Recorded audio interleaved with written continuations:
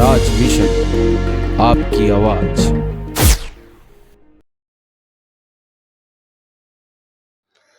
नमस्कार, आप देख रहे हैं स्वराज मिशन और मैं प्रकाश पुंज पांडे।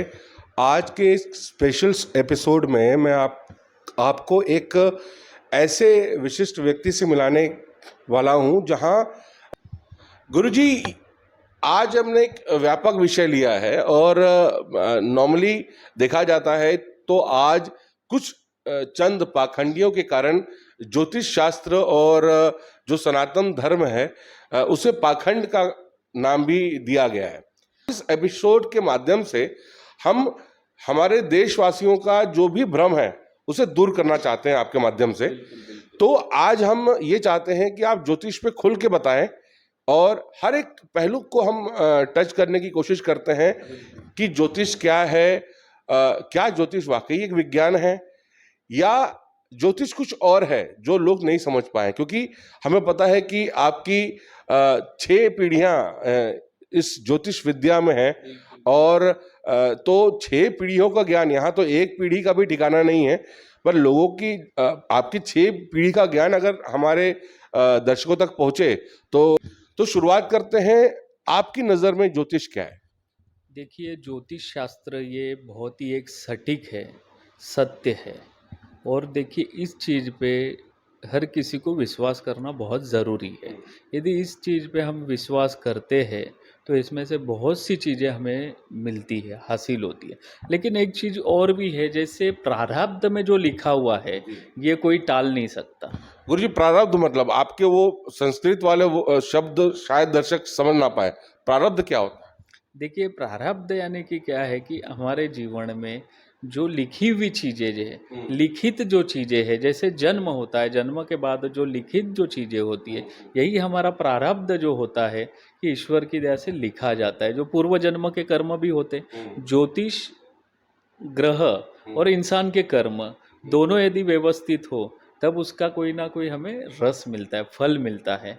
तब जाके कहीं ना कहीं उसकी गणना से हमें कुछ चीज़ें हासिल हो पाती है। और ये ज्योतिष बहुत ही सत्य और सटीक है। ठीक है। उसके बाद जो है, हस्त रेखा हो गया, फेस रीडिंग हो गया, सिग्नेचर रीडिंग हो गया, मस्तिष्क रेखा हो गई, ये सर्व चीज़ें सही बात है। लेकिन कहा जाता है गुरुजी कि घर में बैठने से कुछ नहीं मिलता है। अगर हमारी ग्रहों की स्थिति बढ़िया है और ज्योतिष का भी हम पे पूरा प्रभाव है तो हम घर में बैठ जाएं, सब कुछ हो जाना चाहिए। तो फिर कर्म करने की क्या जरूरत है? ऐसे घर में बैठने से तो कुछ भी नहीं होता। जब बच्चा भी जो है, जब तक रोएगा नहीं तब तक माँ भी उसे दूध नहीं पिलाएगी। ये तो कहावत ही है और ये सत्य चीज़ है और सटीक है। इस कारण जो है कि हर किसी मनुष्य को अपना कर्म करना ज़रूरी होता है। आज पशु पक्षी देखिए, प्राणी देखिए, उनका भी एक समय होता है, वो भी शांति से निद्रा लेते हैं, एक समय के बाद अपने घरटे में चले जाते हैं, रुक जाते हैं, सुबह होती है तो वो भी अपने घर से बाहर निकलते हैं। वैसे ही मनुष्य को भी अपने जीवन में हर कार्य, हर कर्म तन मन धन से करना बहुत ज़रूरी है। और ये यदि करते हैं तो उनको अवश्य फल मिलेगा। नहीं तो क्या है कि कई लोग जो है कि ज्योतिष शास्त्र को मतलब टिप्पणी भी देते हैं कि ज्योतिष शास्त्र कुछ नहीं है, ये सब फ्रॉड है, ये धोखाधड़ी है। तो हम ये नहीं चाहेंगे कि ये चीज़ कोई गलत है, ये सत्य है, सटीक है। और ये आज से नहीं चल रही है, सदियों से चल रही है, राजा महाराजाओं से चल रही है, आज देवी देवताओं से चल रही है और ये सत्य चीज़ें हैं। लेकिन ये बताइए कि जब कर्म से सब कुछ हासिल हो जाएगा तो ज्योतिष की क्या आवश्यकता है? देखिए, ग्रह भी अपने उस समय में कितने प्रबल है, कितने कष्टकारी है। तो ज्योतिष जानना क्यों है ये मैं आपको बता रहा हूँ। ज्योतिष जानने का ये है कि यदि हमारे ग्रह कोई कष्टकारी है तो उनके लिए हम कुछ उपाय बता सकते हैं। हर उपाय का उपाय बना हुआ है। आज ऐसे यदि हम बात करें, जनन तरण मरण, जन्म मृत्यु शादी, ये चीज़ें तय है, ये किसी को पता नहीं है, लेकिन ये होते जन्म होने के बाद तो अंत मृत्यु होना ही है, ये हर किसी को पता है। ये तो कोई ऐसा नहीं है कि हाथ लगा के आया हम जीवन भर अमर रहेंगे।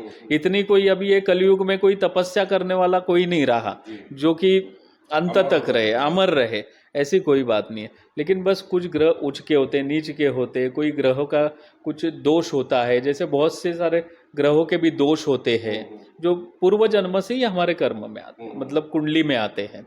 तो इसके कारण उसके अगर कोई ग्रह खराब है तो उसकी जैसे कि कुछ पीड़ा होती है तो उस ग्रह की शांति कर लीजिए, जब दान कर लीजिएगा।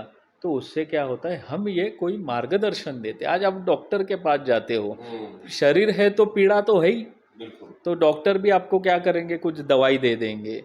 अगर कोई बहुत बड़ी समस्या है तो बोल देंगे कि शस्त्रक्रिया करना है, जिसे हम बोलते हैं ऑपरेशन करना है। लेकिन फिर भी डॉक्टर साहब भी क्या बोलते हैं कि सब भगवान के हाथ में, माध्यम है। जैसे हम भी माध्यम है तो डॉक्टर जी भी माध्यम है, हर कोई इसमें माध्यम बना हुआ है। लेकिन ग्रह ये सत्य है और इंसान के कार्यों को कहीं ना कहीं वो बहुत मजबूत बनाता है। और कभी कोई ग्रह दूषित हो जाने से दूषित प्रभाव भी पड़ता है, तो हमें ये चीज़ देखनी है। लेकिन कई लोग ऐसे हैं, अल्प ज्ञान रख के भी बहुत सी चीज़ें गलत बोल देते हैं, किसी को डरा देते, लोगों के मन में शनि के प्रति एकदम भ्रम डालते। तो हम तो नहीं मानते शनि के प्रति कोई भ्रम, क्योंकि क्या है, शनि ये न्यायप्रिय ग्रह है।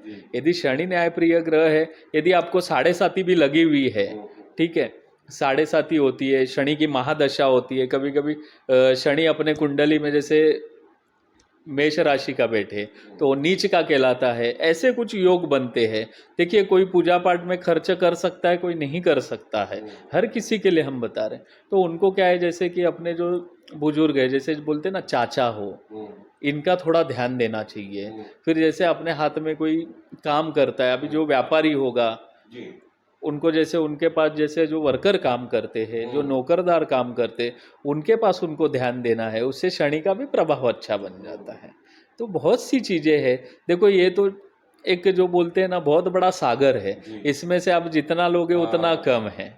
लेने वाले को आना चाहिए, और परमात्मा देने के लिए बैठा हुआ है, बस आपको आना चाहिए। और आप इस सृष्टि में कहीं पर भी जाइए, कुछ ना कुछ आपको मिलना ही मिलना है, हासिल होना ही होना है। आज इंसान सोचता है कि बस ये टाइम पास कर रहा है, ये कुछ नहीं करता है। घर वाले भी कभी कभी किसी को बोलते हैं, लेकिन हर कोई टाइम पास भी करता है ना, उसमें भी कुछ ना कुछ तथ्य सीखता है। और ज़रूरी नहीं है, कभी कभी क्या होता है कि कोई जैसे बच्चे होते हैं, बच्चों की पढ़ाई अच्छी नहीं हो पाती है, तो भी पेरेंट्स अपने मतलब जैसे बोलते हैं कि टेंशन में आ जाते हैं कि बच्चा पढ़ाई नहीं कर रहा है, क्या नहीं कर रहा है।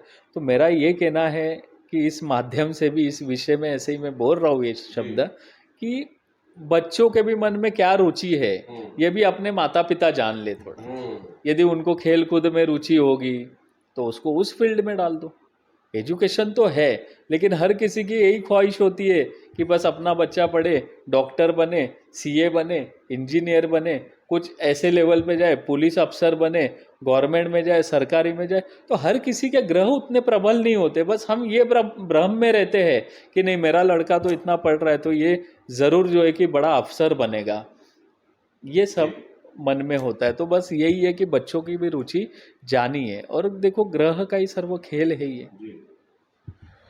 बिल्कुल। तो जैसे डॉक्टर और ज्योतिष एक माध्यम होते हैं, ये ईश्वर के माध्यम होते हैं, जिसके कारण ज्योतिष गुरु ज्योतिष का ज्ञान, ज्योतिष के अपने ज्ञान से लोगों के जीवन को तारते हैं।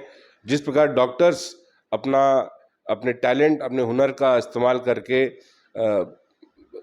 एक रोगी को नया जीवन दान देते हैं, और अंत में वो भी कहते हैं, जैसे गुरुजी ने कहा कि इसके आगे तो अब सब कुछ ईश्वर के हाथ में है। तो सृष्टि के का कण कण में ईश्वर जो है वास करते हैं, वो ऐसे ही नहीं कहा जाता है।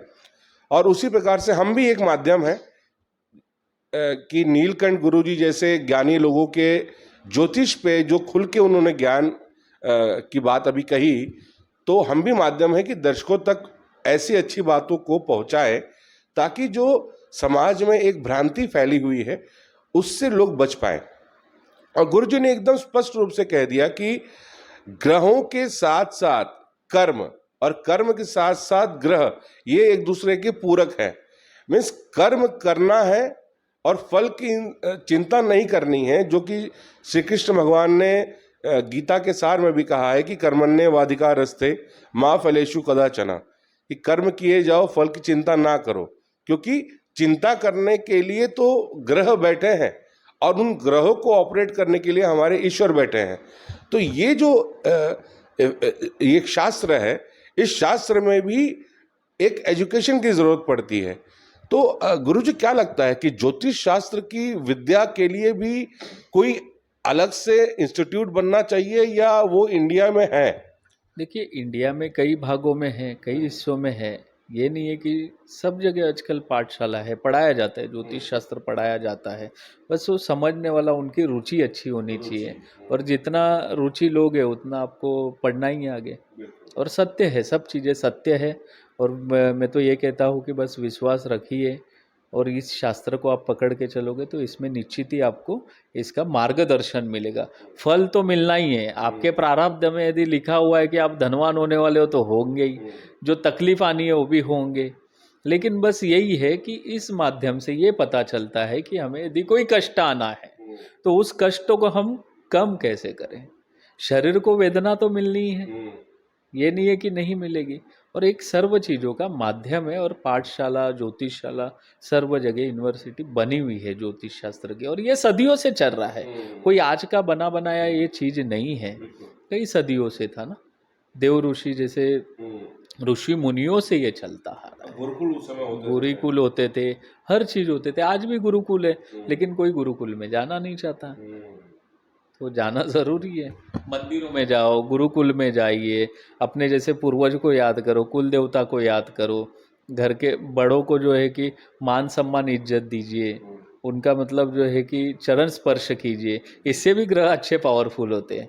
जैसे सूर्य है, जैसे सूर्य जो है कि सूर्य नीच का बैठा हुआ है, अपने पत्रिका में खराब बैठा हुआ है, अच्छे स्थान पे नहीं है, तो जो है कि अपने पिता को अच्छा सम्मान दो, तो इससे भी बहुत बढ़िया फल मिलता है। इस विषय पे आते हैं हम कि ग्रहों का रिश्तों के से क्या संबंध है।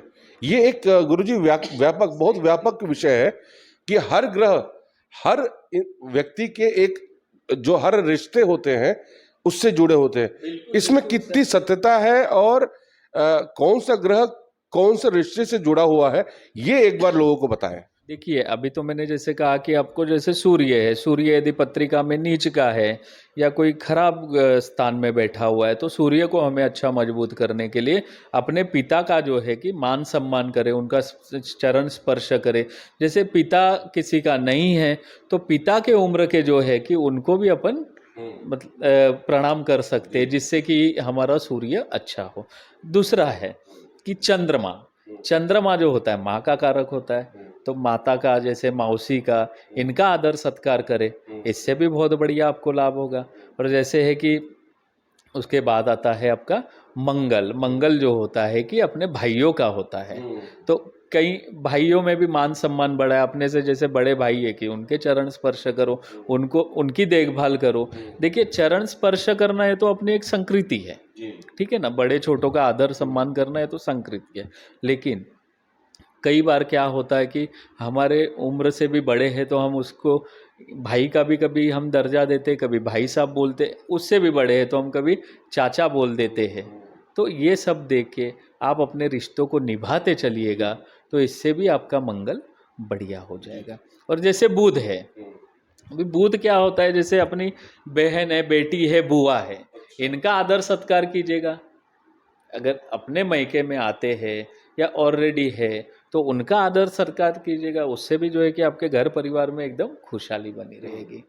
और बुध के बाद आता है गुरु ऐसा है कि जैसे गुरुजन हो गए, ब्राह्मण हो गए, साधु संत होंगे, जो गुरु जो होते हैं हमें शिक्षा देते हैं। जैसे हम स्कूल में जाते हैं तो शिक्षा लेते हैं, तो उनका भी आदर सत्कार करना चाहिए। देखिए क्या होता है, अभी जैसे गुरु पूर्णिमा पिछले महीने में गई, अभी सब भूल गए लोग कि गुरु को याद करना जरूरी है। देखो, क्षण भर में कोई भी माध्यम बने अपना, आज कोई भी छोटा हो चाहे बड़ा हो, गुरु ये गुरु ही कहलाएगा। तो गुरु जी को भी प्रणाम करना, उनका रिस्पेक्ट करना, मान सम्मान करना, ये बहुत ज़रूरी है। लोग भूल जाते हैं। आज देखिए, आज हमारा कोई काम पड़े, आपका कोई काम पड़े, काम निकालेंगे, कल के दिन सबको भूल जाएंगे। तो गुरु ये गुरु ही है, तो गुरु को भी जो है कि आदर सत्कार कीजिए, तो उनका भी आशीर्वाद प्राप्त करना आपको बहुत ज़रूरी है। गुरु ग्रह मजबूत होगा, क्योंकि गुरु नहीं तो आपको स्कूल में सिखाया। आज हम माता पिता को भी गुरु मानते हैं, अपने जो वरिष्ठ है, समझो आज बड़े भाई है, बहन भी है, तो इनको भी हम समय पे गुरु मानेंगे, क्योंकि हमें वो शिक्षा प्राप्त होती है। कभी कभी क्या होती है कि समय पड़ने पे बच्चा भी हमें कुछ दो ज्ञान बोल देता है, तो वो भी समय के लिए गुरु है। राह चलते कोई व्यक्ति मिल जाए, वो भी हमें सिखाए, तो वो भी प्रकृति के सृजन से भी बस बस बस बिल्कुल, ये तो है कि गुरु का ही, और गुरु वहाँ जिसका खराब है, तो ये चीजें करने से उनके लिए बहुत ही बढ़िया होगा। ये उपाय मतलब मैं आपको बताऊंगा, जैसे शुक्र है, शुक्र यदि खराब हो तो स्त्रियों का रिस्पेक्ट करे, स्त्रियों की मान सम्मान करे, और स्त्रियों का आप मान सम्मान करोगे तो आपका शुक्र भी अच्छा होगा। कई लोग क्या होते हैं, स्त्रियों का मान सम्मान नहीं करते। आज घर परिवार भी है, मतलब ये इससे तो देखो, विषय तो ऐसा है, ये सार है, बहुत चीजें निकलती है, लेकिन मैं इतना नहीं बताऊंगा। मतलब कहना यही है कि स्त्रियों को भी खुश रखिए, अभी फिर वो कोई भी स्त्री हो, कोई भी स्त्री हो, हाँ, बस ये है कि सम्मान करो, स्त्री का सम्मान करने से आपका शुक्र अवश्य बढ़िया होगा। और जैसे आज जैसे शनि है, तो शनि ऐसा है कि जैसे शनि भी नौकरदार होते हैं, अपने जैसे काम करते हैं अपने पास, उनका सम्मान करो, इससे भी बहुत बढ़िया लाभ होगा।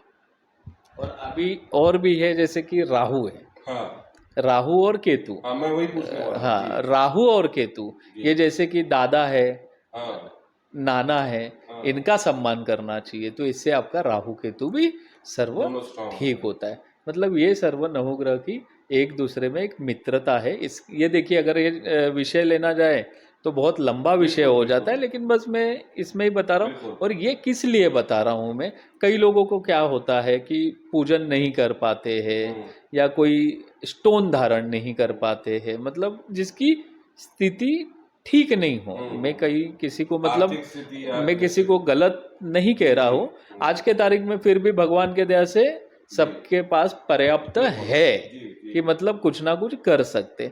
फिर भी साथ में ये चीजों को भी ध्यान रखना है।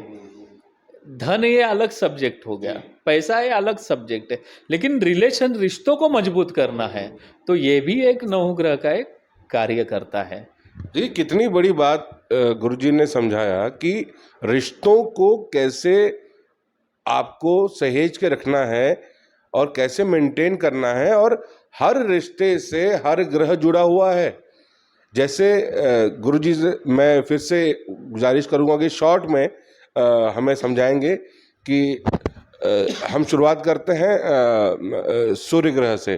तो सूर्य का मतलब पिता, सूर्य का पिता हो गया, पिता से पिता का रिस्पेक्ट करिए अगर सूर्य ग्रह को मजबूत करना है।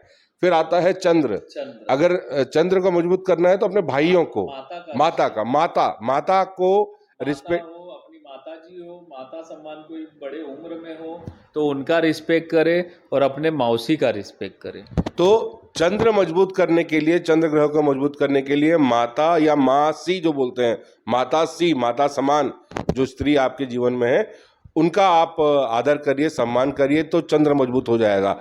उसके बाद आते हैं मंगल, तो भाइयों का, छोटे भाइयों का, छोटे भाई, बड़े भाई, जितने आपके कजन्स हैं, इनका रिस्पेक्ट करिए, इन्हें प्यार करिए, इनके साथ अपने रिश्तों को मजबूत रखें, एक दूसरे का सहयोग करें, तो इससे आपका मंगल मजबूत होगा। फिर आते हैं बुध, तो आपकी बहन, आपकी बुआ, आपकी बेटी, अगर इनसे आपके रिश्ते मजबूत हैं तो आपका बुध ग्रह भी स्ट्रांग हो जाएगा।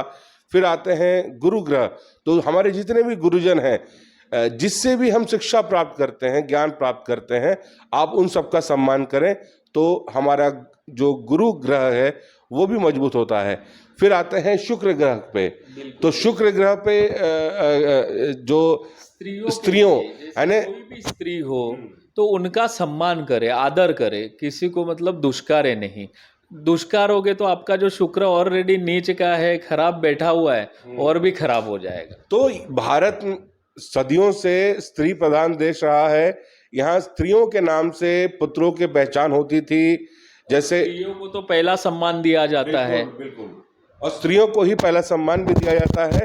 इसीलिए गंगा मैया हैं, भारत माता हैं, इसीलिए प्रभु श्री राम को भी कौशल्या नंदन से के नाम से जाना जाता था, प्रभु श्री कृष्ण को यशोदा नंदन के नाम से जाना जाता था, अर्जुन को भी उनकी माता जी के नाम से, और इवन इतनी बड़ी बात कि कर्ण को भी उनकी जो माता थी जिन्होंने पाला था, राधे, उनके नाम से जाना जाता था। तो ऐसे कई उदाहरण हैं हमारे देश में।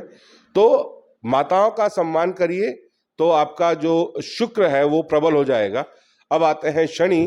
तो जैसा शनि ग्रह के बारे में गुरुजी ने बताया था कि शनि ग्रह का सम्मान के बारे में हम ये बताना चाहते हैं, जैसे अपने पास कोई काम करते हैं, वर्क करते हैं, तो नौकरदार जो व्यक्ति होते हैं, जो क्लर्क बोल सकते हैं हम, ये शब्द भी थोड़ा सा डिफिकल्ट है, लोगों को अदरवाइज नहीं लेना है, मतलब जो एम्प्लॉयर्स हैं, हाँ एम्प्लॉयर्स है, उनके लिए जो है कि आप थोड़ा सा ध्यान दे दीजिएगा तो उससे बहुत बढ़िया बनना सब।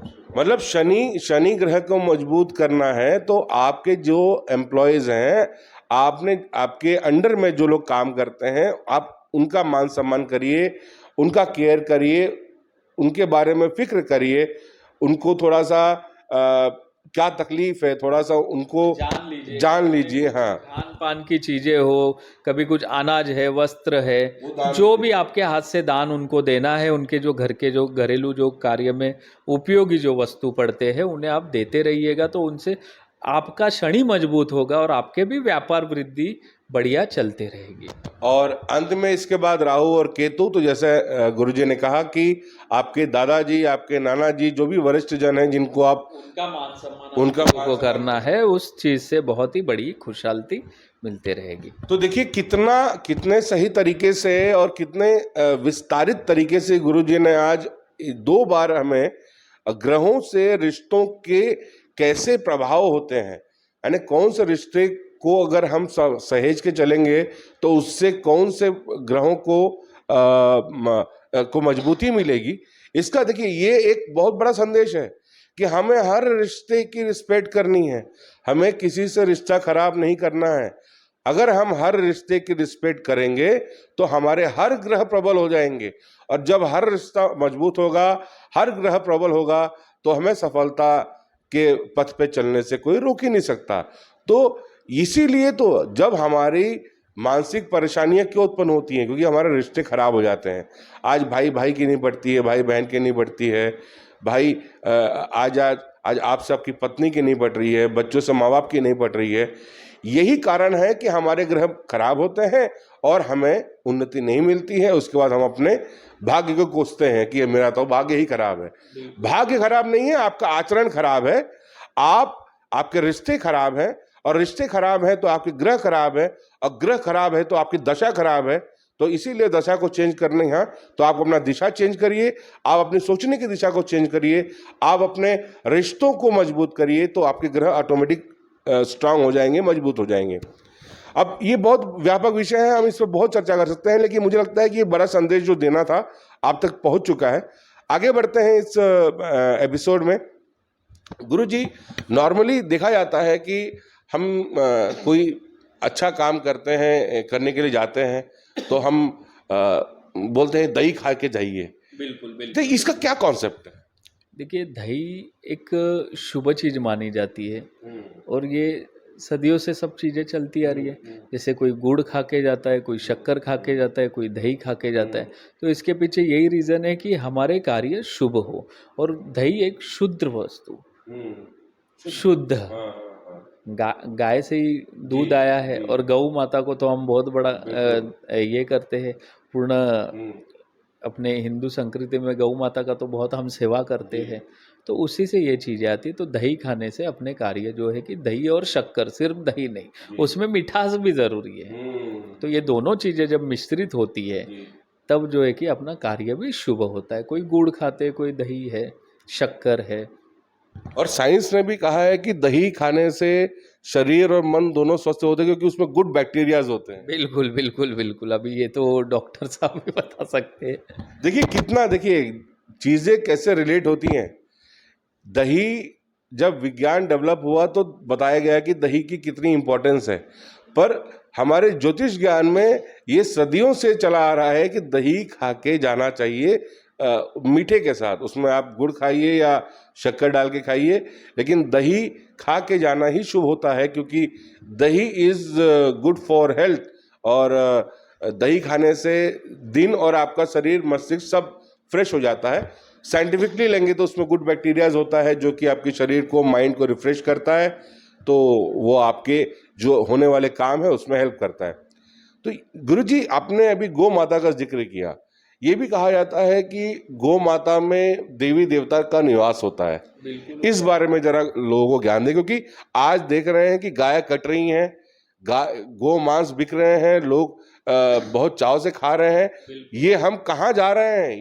ये क्या विनाश की ओर? क्या यही कलयुग है और आने वाले समय जो विनाश होने वाला है उसकी एक कारण है कि आज गाय को हम माता बोलते हैं और गाय को काट के खाया जा रहा है। कई देशों में खाते हैं, हमारे देश में भी कुछ लोग कुछ जगहों पे खाया जाता है।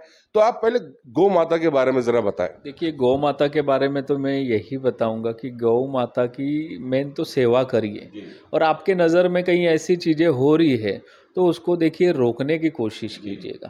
अगर रोक नहीं सकते तो कम से कम उनकी सेवा तो कीजिएगा, उनको खान पान दीजिएगा। और टोटली जो है कि देवी देवताओं का गऊ में पूर्ण निवास है, तो उनका तो कम से कम आप ध्यान रखिएगा, तो उससे भी आपके ग्रह भी मजबूत हो जाते हैं। गौ सेवा भी बहुत बड़ी बहुत सेवा है। और ये देखा गया है कि गौ माता से जितनी भी चीजें निकलती हैं, मतलब उनका मलमूत्र भी इतना शुद्ध होता है, बहुत बहुत बढ़िया होता है। मलमूत्र भी शुद्ध होता है, और वो तो काफ़ी बीमारियों पे काम करता है। गौमूत्र बहुत ही बीमारियों पे काम करता है, जैसे कैंसर हो, डायबिटीज़ हो, टीबी हो, किसी का मोटापा है, किसी का सर दर्द है, किसी के नेत्र दर्द हो रहे, कंठ में खराबी आ रही है, बहुत सी चीज़ों का मतलब गौमूत्र तो मैं तो यह कहूँगा कि बहुत ही अमृत समान है, अमृत तुल्य है।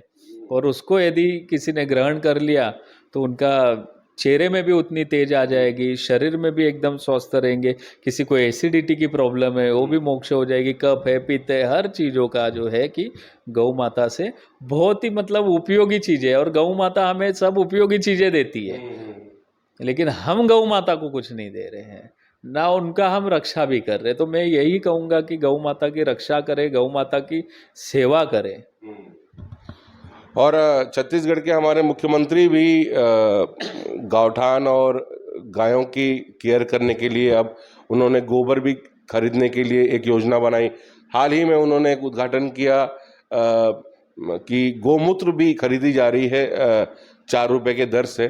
तो ये कहीं ना कहीं गौ माता को के संरक्षण में ये जो योजनाएं हैं ये लाभकारी होंगी। ये बिल्कुल लाभकारी होगी। और जैसे कि मैं उनका भी धन्यवाद देना चाहता हूँ, छत्तीसगढ़ के जो सीएम हैं भूपेश बघेल जी, उनका भी मैं धन्यवाद देना चाहता हूँ कि उन्होंने बहुत ही बड़ा कार्य किया है और बहुत ही अच्छा काम कर रहे हैं। और इसी तरीके से गौ माता की उनके हाथ से और भी सेवा होती रहे। आपने भूपेश बघेल जी की बात की, तो हम थोड़ा सा बाद में राजनीति और ज्योतिष को भी मिला के एक चर्चा करेंगे। लेकिन अब हम आगे हम बढ़ते हैं इस एपिसोड में। और हम गुरुजी, कई बार होता है कि अब इंसान परेशान है, लेकिन उसे असली ज्योतिष का ज्ञान किस व्यक्ति में है, वहां तक कैसे पहुंचे? क्या उसके भाग्य में जो ग्रहों की स्थिति है वो पहुंचाएगी? क्योंकि कई बार देखा गया है कि पाखंडी लोगों के चक्कर में आके लोग फंस जाते हैं, और फायदा तो दूर, वो उनके पास जो चीज है वो भी लुट जाती है। कई तो ऐसे पाखंडी लोग हैं जो महिलाओं की अस्मिता को भी छीन भंग करने की कोशिश करते हैं। तो खैर, ऐसे फर्जी बाबा तो जेल में हैं और जेल में जाएंगे भी जो गलत काम करेगा। लेकिन क्या इंसान के भाग्य में ऐसा होता है? ये असली ज्योतिष का पहचान करे तो कैसे करे? क्योंकि इंसान तो बेचारा, उसके पास तो वो नॉलेज है ही नहीं। वो तो है कि मरता क्या ना करता हो, कहीं ना कहीं तो जाएगा ही जाएगा। और ये भी उनके ग्रहों के ही सब काल चक्र से ही सब चलता है। यदि हर किसी के वो बोलते ना लिखित है तो उसको कोई टाल नहीं सकता। और जब दर दर भटकने के बाद, जब कहीं ना कहीं मतलब ठोकरे खाने के बाद जब उसका योग आता है, तब कहीं ना कहीं कोई ना कोई टकराई जाता है, और कहीं ना कहीं माध्यम ही बनते हैं सब लेकर जाने वाले। ये चीज़ें भी सत्य है। और जो पाखंडी है वो अपने कर्म भुगत रहे हैं, मतलब एक के कारण दूसरे भी उसमें जो है कि उनके भी नाम खराब हो रहे हैं। आज कई ऐसे बाबा निकले, बहुत से बाबा निकले हैं कि ये करेंगे वो करेंगे, ये तंत्र वो तंत्र, तो कुछ नहीं है। ये मतलब अफवाह ही है एक प्रकार की, मतलब लोगों को भ्रमित करना। और लोग भी क्या करते, देखिए लोगों के भी हम, दर्शकों की, लोगों की, किसी की कोई गलती हम नहीं बोल सकते हैं। वो तो एक अपने श्रद्धा और विश्वास से जाते हैं। बस यही है कि कर्म कट रहे, बाकी कुछ नहीं हम बोल सकते इस विषय पे। तो यही है कि इंसान के अपने कर्म कट रहे हैं, वो कहीं ना कहीं भटकता है, लेकिन भगवान उनको कहीं ना कहीं एक अच्छा राह और अच्छा मार्गदर्शन देके किसी ना किसी से जीवन में जुड़ाता है। यदि कोई जीवन में समझिए कोई दुखी व्यक्ति है, तो हो सकता है पूर्व से ही कोई ना कोई एक नाता रिश्ता बना हुआ होता है कि कहीं ना कहीं जुड़ जाता है आगे, और वही जो है कि उनका मार्गदर्शन बनता है। गुरुजी, अभी एक ऐसा दौर आया 2020 में कि हमने एक अनजाने दुश्मन को देखा, कोविड। और कोविड के बाद एक ग्रह स्थिति ऐसी बन गई है कि देश में रोजगार की कमी हो गई है, देश की जो जीडीपी है वो गिरती जा रही है, सरकारों की भी मजबूरियां हैं। अगर कोष बढ़ाना है तो उन्हें टैक्सेस बढ़ाने पड़ेंगे, टैक्सेस बढ़ते हैं तो महंगाई बढ़ती है, लोगों की जो जीवन शैली है, जो डेली का रूटीन है, उस पर फर्क पड़ता है। आपका ज्योतिष क्या कहता है कि भारत की आर्थिक स्थिति कब तक सुदृढ़ होगी? देखिए ज्योतिष शास्त्र के अनुसार देखा जाए, भारत की जो आर्थिक स्थिति है ये 2023 जनवरी के बाद धीमे धीमे धीमे धीमे सुधार होना शुरुआत हो जाएगी। और आपने एक चीज़ और भी कही, जैसे कि कोविड भी देखिए, जैसे कि शनि जैसे राशि में प्रवेश हुआ 2020 जनवरी में, उसके बाद ही ये पीड़ा शुरुआत हुई है। और उसके बाद अभी जो है कि शनि जब परिवर्तन होगा, चेंज होगा जनवरी में, उससे ये पीड़ा भी धीमे धीमे धीमे धीमे अंत हो जाएगी। मतलब जनवरी 2023 से कोविड और हमारी जो आर्थिक स्थिति खराब है, हम दोनों से छुटकारा पा लेंगे। छुटकारा पा लेंगे, दोनों चीज़ों से छुटकारा पा लेंगे, कहीं कोई दिक्कत नहीं आनी है। बिल्कुल। और भारत विश्व गुरु बनने के पथ पे है, और विश्व गुरु तो बनेगा ही। गुरु जी, एक और चीज पूछना है आपसे कि ज्योतिष के अनुसार क्या लगता है कि 2024 में अब आम चुनाव है, अब हम कुछ राजनीतिक चर्चा कर लें। बिल्कुल 2024 में आम चुनाव है, लोकसभा के चुनाव होंगे, और 2 बार प्रधानमंत्री नरेंद्र मोदी जी बन चुके हैं। क्या लगता है कि ये जो हिंदुत्व का एजेंडा चल रहा है, क्या वो विषय कारगर रहेगा, या वही एक विषय रहेगा कि एक तरफ जहां महंगाई और बेरोजगारी दिनों दिन बढ़ रही है, क्या वो विषय होगा? और अगर विषय कुछ भी हो, उसका रिजल्ट आपकी ज्योतिष ज्ञान विद्या क्या कहती है कि आने वाले समय में 2024 में क्या भारतीय जनता पार्टी या नरेंद्र मोदी दोबारा तीसरी बार प्रधानमंत्री बन सकते हैं, या कुछ बदलाव होने के संकेत हैं? ज्योतिष विद्या क्या कहती है इस बारे में? देखिए ज्योतिष विद्या का तो अभी हमने गणना जो की है जिस प्रकार से, तो उसमें ये चीज़ ये है कि आएंगे नरेंद्र मोदी जी। अच्छा। बिल्कुल, लेकिन उसमें यही है कि थोड़ी सी कठिनाइयाँ रहेगी। अच्छा।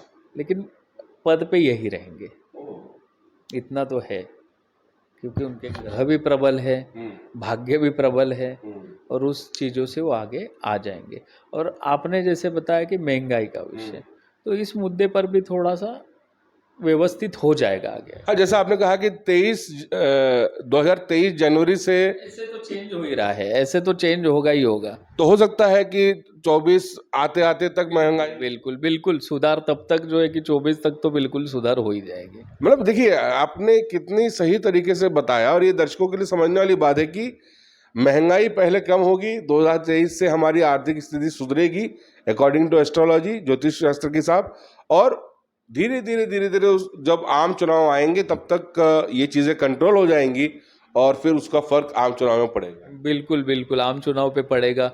और उस वक्त में देखो जनता के ही हाथ में है, क्या है, जनता जनार्दन है, कहीं ना कहीं तो चुनवा के लेके ही आएगी। क्या लगता है, हिंदुत्व मुद्दा होगा?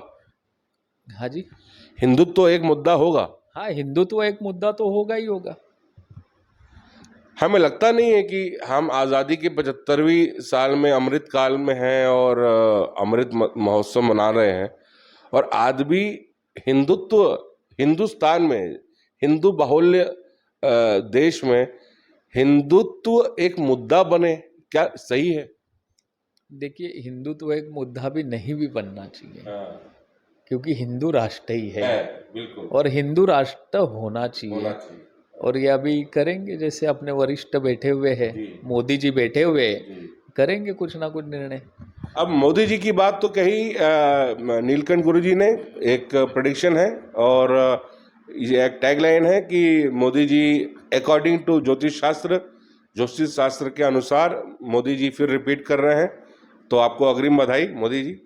अब मोदी जी का जिक्र हो रहा है और हम छत्तीसगढ़ में बैठ के गुरु जी का इंटरव्यू कर रहे हैं, तो छत्तीसगढ़ में की राजनीति पे बात ना करें तो ये ठीक नहीं होगा, ये जजमेंट सही नहीं होगा। तो छत्तीसगढ़ में गुरुजी 2024 से पहले ही चुनाव है, अगले साल 2023 के अंत में नवंबर में चुनाव हो जाएंगे और दिसंबर में छत्तीसगढ़ में 6वीं विधानसभा बनेगी और 6वीं सरकार बनेगी।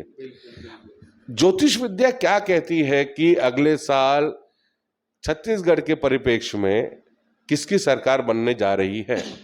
देखिए, छत्तीसगढ़ की अभी तो हाल फिलहाल कांग्रेस की सरकार है, ठीक है, लेकिन कुछ ग्रह जैसे जनवरी के बाद जो चेंज होंगे उसके ऊपर ही हम प्रेडिक्शन कर पाएंगे। लेकिन अभी तक का जो मुझे जो अनुभव लग रहा है, मेरा अनुमान है कि फिर से जो है रिपीट सरकार आने का योग ज़्यादा से ज़्यादा बन रहा है। अच्छा, मतलब कांग्रेस की सरकार रिपीट कर रही है। आपको क्या लगता है कि जैसा ऐतिहासिक बहुमत पिछले विधानसभा में प्राप्त हुआ था, वो बहुमत छू पाएगी या उससे कम रहेगा? देखिए, इस विषय पे तो मैं आपको ये बताऊंगा कि उस वक्त में कौन खड़े होते, कैसे है, कौन से क्षेत्र में से खड़े होते, तो उनका भी तो ग्रह ये देखिए, ये होते हैं ज्ञानवान व्यक्ति। गुरु जी का संकेत ये है कि यहाँ 90 विधानसभा है, 90 विधानसभा में किससे टिकट मिलती है ये उनकी इंडिविजुअल की ग्रह दशा पे डिपेंड करता है कि आंकड़े बहुमत के हैं वो कितने आ पाएंगे। लेकिन एक प्रेडिक्शन ये है कि हालिया स्थिति के अनुसार जो ग्रहों की स्थिति है, अगले साल ग्रहों की स्थिति चेंज होगी तो हम दोबारा इस विषय पे एक बार बात करेंगे। लेकिन आज के प्रेडिक्शन के अनुसार ज्योतिष शास्त्र ये कहता है कि दोबारा भूपेश बघेल की सरकार मीन्स कांग्रेस की सरकार रिपीट हो रही है छत्तीसगढ़ में। तो भूपेश बघेल जी को भी अग्रिम बधाई स्वराज मिशन की ओर से, क्योंकि नीलकंठ गुरुजी ने अगले साल का प्रेडिक्शन किया है कि रिपीट हो रही है। मार्जिन पे हम जनवरी के बाद एक बार फरवरी में 2023 में इंटरव्यू करेंगे, उस समय मार्जिन के बारे में बात करेंगे। गुरुजी, आपने, मुझे याद है पिछले साल ही प्रेडिक्शन किया था, जो पिछले साल भी जो एक मुख्यमंत्री रिप्लेसमेंट की बात हो रही थी, आपने प्रेडिक्ट कर दिया था कि भूपेश बघेल हट ही नहीं सकते हैं। और ये अमूमन आम जनमानस में ये एक चर्चा बन चुकी थी कि भूपेश बघेल अब हटेंगे और हो सकता है टीएस सिंहदेव नए मुख्यमंत्री बन जाए। लेकिन मुझे याद है आपने एक प्रेडिक्शन किया था, उसको हमने न्यूज़ में भी लगाया था। आपने कैसे प्रेडिक्शन किया था कि भूपेश बघेल बने रहेंगे? देखिए, उनके जैसे कि क्या है कि राशि के अनुसार हमने गणना करके ये देख लिया था कि ये टिके ही रहेंगे, मतलब ये जाएंगे नहीं। और अभी भी हमारा यही गणित है कि अभी तक का जो अनुमान है यही है कि 2023 जो आपका जो नेक्स्ट जो इलेक्शन आएगा इसमें भी रिपीट इनका ही दिख रहा है। चलिए, पुनः बधाई भूपेश बघेल जी को और कांग्रेस पार्टी को कि दोबारा ज्योतिष के हिसाब से सरकार छत्तीसगढ़ में कांग्रेस की आ रही है। ये कांग्रेस के लिए एक राहत की खबर हो सकती है। तो आज के एपिसोड में आज हमने बहुत से विषयों पर चर्चा की, तो आज के लिए इतना ही। और हमें समय दिया और आपने इतनी बारीकी से ज्योतिष विद्या के बारे में बताया और रिश्तों और ग्रहों के बीच का सामंजस्य भी बताया, राजनीति के बारे में भी आपने बहुत अच्छे प्रेडिक्शन कर दिए। तो आपने समय दिया, उसके लिए बहुत बहुत धन्यवाद। जी जी जी, धन्यवाद। तो अगले एपिसोड में हम फिर से किसी नए व्यक्ति से बात करेंगे। तो देखते रहिए स्वराज मिशन। तब तक के लिए नमस्कार।